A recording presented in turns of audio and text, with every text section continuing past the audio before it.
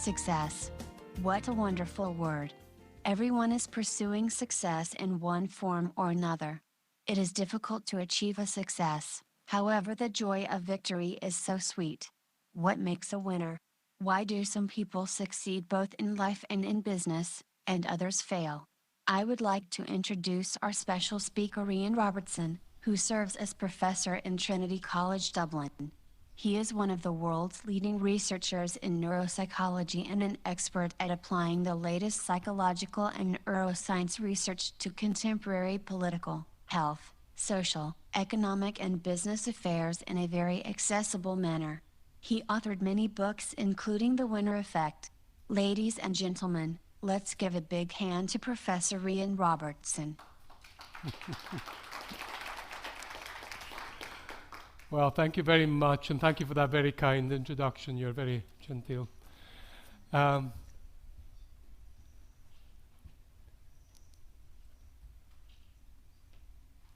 What makes for success? Is it intelligence? Is it hard work? Is it persistence? Is it luck?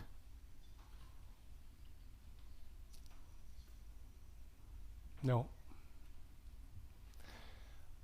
Before I give you the answer, let me tell you a story about a mathematician called H.G. Landau, whose family had to flee Germany before the Second World War, and who became very preoccupied with the problem of how it is that human societies form stable hierarchies, authoritarian hierarchies that became very fixed and stable. There were many of them in the 1930s in Italy and elsewhere in Germany, and of course we have them, many of them now developing in this century. So what is the cause for this? So he dedicated his research to try and mathematically define how stable hierarchies develop. And being a mathematician, he wanted to quantify this, and he decided to study one group which do also have stable hierarchies, which of course are chickens. Chickens develop pecking orders that are quite stable. You have the top chicken, and then you have all sorts of ranks of chickens down to the very bottom, and these are stable. So Professor Landau in the University of Chicago in 1951 published his first paper where he created equations where he put in variables such as weight of the chickens, hormone levels, gender distributions, size of group. And yes, he got hierarchies developing, but they were not stable. It was as if Kim Jong-un was president for a few days, and then the next day he was laboring in the fields of North Korea because someone else had taken over at the head. The hierarchies were constantly shifting and changing. And that's, we know, is not what happens in reality, either among chickens or among humans. So his first paper was a failure, and then a few months later, he hit on the answer. And the answer was one small little rule that he put into his equation. And that rule said this: if you have a contest between two members of the group, as for example here, the person winning, or the chicken winning that contest, their chances of winning a second contest were slightly increased. The probability of winning a subsequent contest were significantly, to a small degree, increased. And that, ladies and gentlemen, is the winner effect. The winner effect appears across species.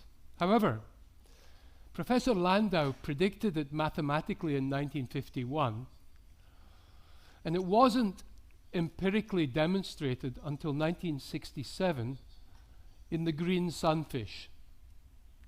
And what was shown there was that if you took a sunfish and gave it the experience of being in a tank with a smaller sunfish for a period of a couple of weeks, and then you put it into another tank with an equally sized sunfish, the one who had the experience of being with the small sunfish was much more likely to become dominant in the tank with the equally sized sunfish because of the experience of success in dominating the previous smaller sunfish. It was a decade before this was shown in mice and other animals, and only 3 years ago, 2014, was it demonstrated in human beings, the winner effect. So, ladies and gentlemen, to go back to my original question, what is the secret of success? It's success. Success is the secret of success. To Christians, it's in the Bible. They called the St. Matthew. To them that hath shall be given. It's a rather stark rule of life that the probability of winning the next time are increased by previously winning. And that is the secret of the stable hierarchy that's seen in chicken colonies and in many dictatorships throughout the world and in some commercial enterprises. So how does this work though? Why should it be? Why does this mathematically predicted rule work in practice? Well, here's the answer. Testosterone, this is a hormone that is present in both men and women, albeit in higher levels in men. But it's not the absolute level of testosterone that's critical here, it's the changes in testosterone levels that happen before and after contests. So all of you, for instance, today, if you happen to be chess players, men and women, and you went into a chess competition, before the competition your testosterone levels would go up. And the more they go up, the more likely you are to win. And if you do win, they stay high and continue high for a longer period. So testosterone is the critical hormone in mediating the winner effect. And the way it works is by influencing another critical chemical messenger in the brain that you probably have all heard of, which is dopamine. Dopamine is the critical neurotransmitter in the brain that's part of the reward network, the feel-good network of the brain. And testosterone levels, as they go up, they increase dopamine levels. And dopamine is a critically important neurotransmitter for a number of reasons. So let's now review, let me just tell you about 5 reasons why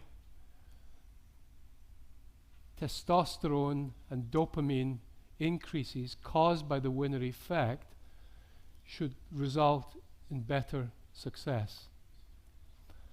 And 2 of them, the first 2, you won't be too surprised about, because the first one is motivation. Our drive, our motivation is very much linked to this anticipation of reward in the reward network. Wanting success, wanting to win, comes from this activation of this anticipatory activation of this reward network. The second is aggression. Aggression is also increased by testosterone and by dopamine. So that's the first 2, most obviously related to testosterone.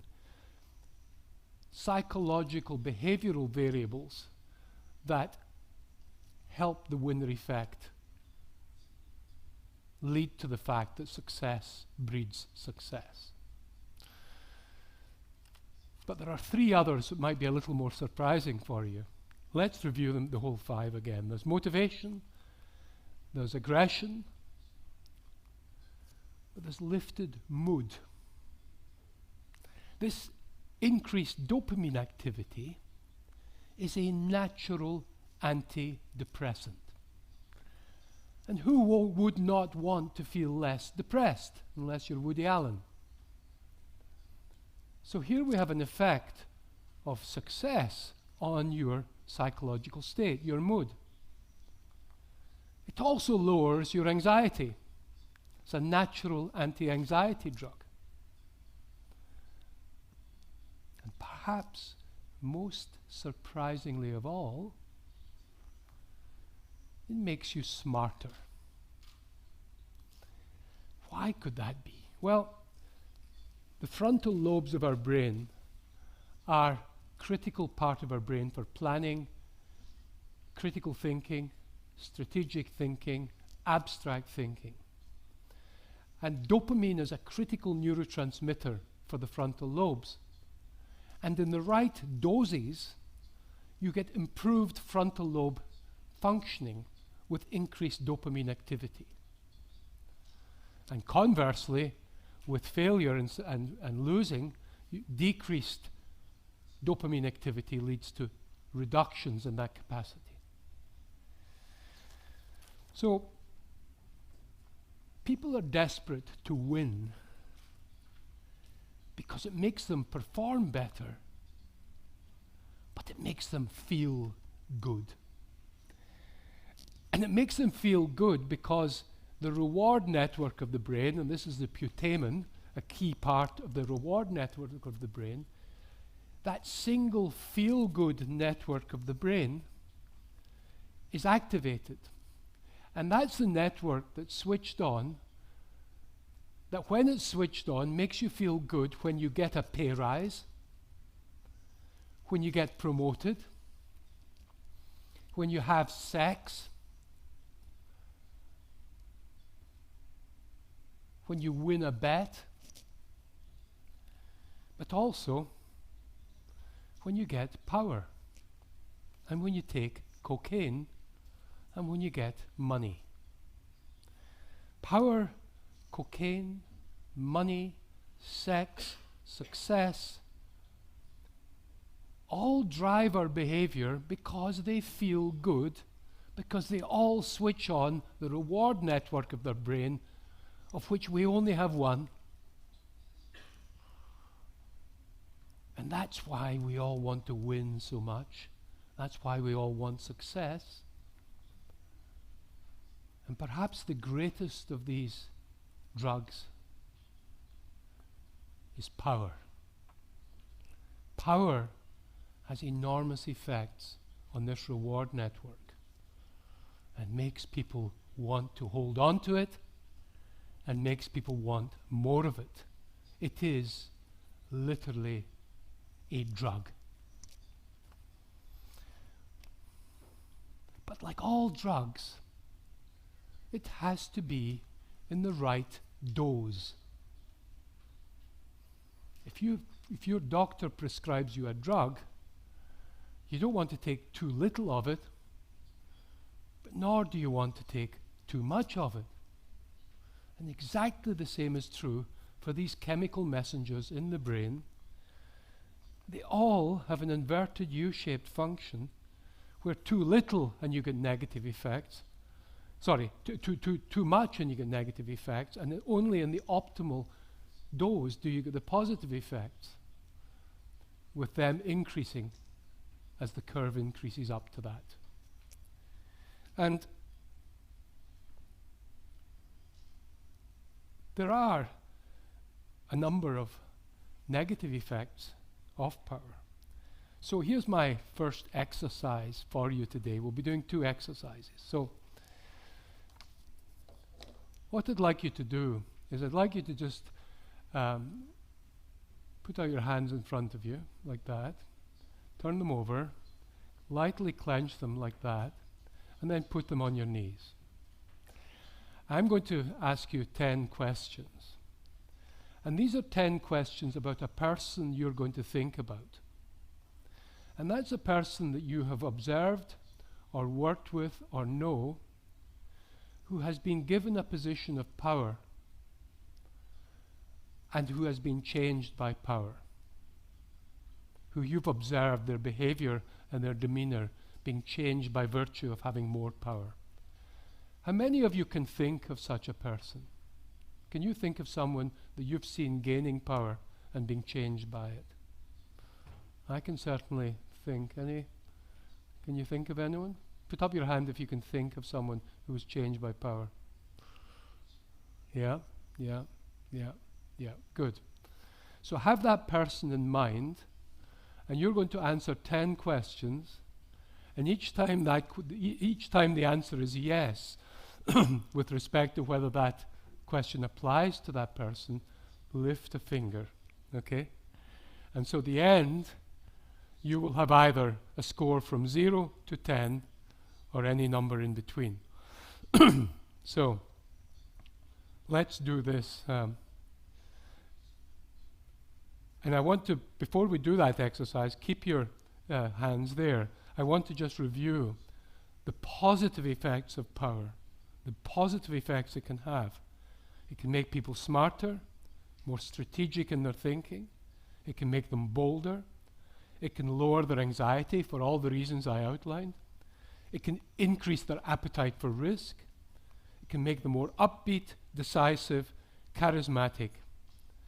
But now we have to think of the negative effects, and that's what you're going to be scoring now about that person. So, did they get a kick out of surprising, shocking, or frightening underlings? If you think that's the case, lift a finger. Did they become quite self-centered, even slightly narcissistic? Did they seem to have a low self-awareness, not realizing how others saw them? Did they become a little risk-blind? Did they become tunnel-visioned? Were they sometimes disinhibited, for example, making inappropriate remarks?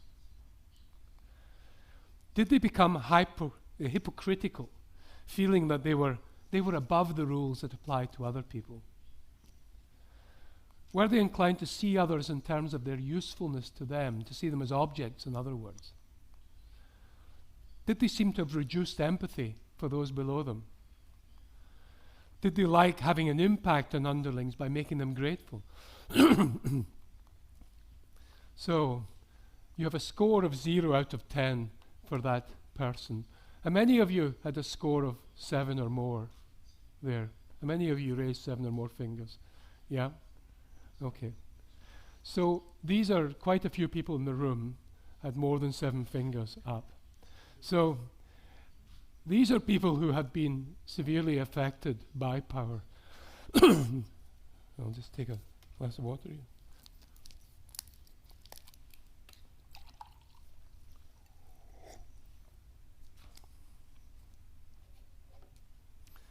Now, we don't really want people being distorted by power in this way. So it's very important for us to think, who should we promote? Who should we allow to become leaders, to become bosses with power, whether politically or in a business? How should we select them? So I'm going to give you a second quiz. And this is a quiz about the appetite for power. So could you do the same again? Put your hands out, turn them over, plunge them like that, and put them in your... And this time, I'm going to ask you about someone who you think might be likely to be promoted. It could be a colleague, someone who's going to be put into a position where they have power over other people. And by power we define as having control over things that they want, need, or fear. So think about this person. Imagine you're on the selection panel for this person. whether they should be promoted. So you're going to score their appetite for power, how much they want power.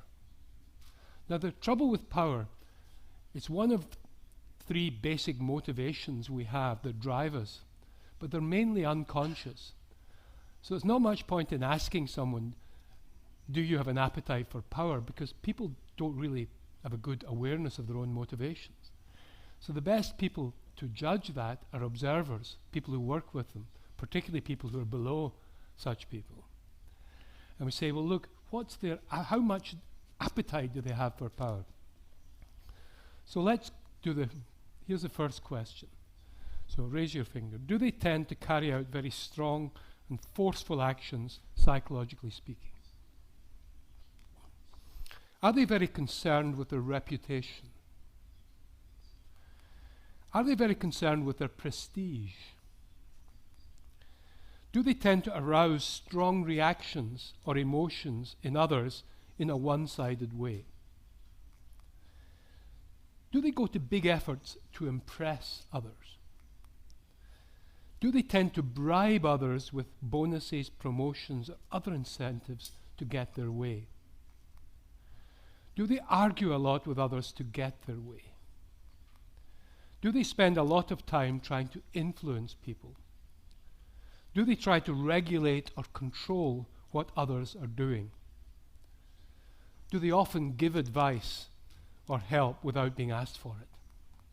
So, how many of you, when thinking about your colleague, had 7 or more for that? How many of you had 7 or more? Yeah, quite a few. So these people, the more they scored on that, the more these people were showing that they have a big appetite for power. Now, here's the problem. Here's the problem. Anyone given power will be changed by it. Power is a drug like cocaine. It is a dangerous drug, which in the right dose has positive effects, but with too much of it can have very negative effects. And this is one of the greatest challenges facing both the business world, but even more the political world these days, is the fact that people become changed biologically, psychologically by power. So we have to remember that people need a certain appetite for power. If any of you scored 0 when thinking about that potential candidate, you have to worry that that person might not have enough appetite for power to enjoy its antidepressant, anti-anxiety, and boldness-inducing effects. If you have no appetite for it, you will not benefit for it. That drug will not be for you. So you need a certain amount of appetite, but not too much.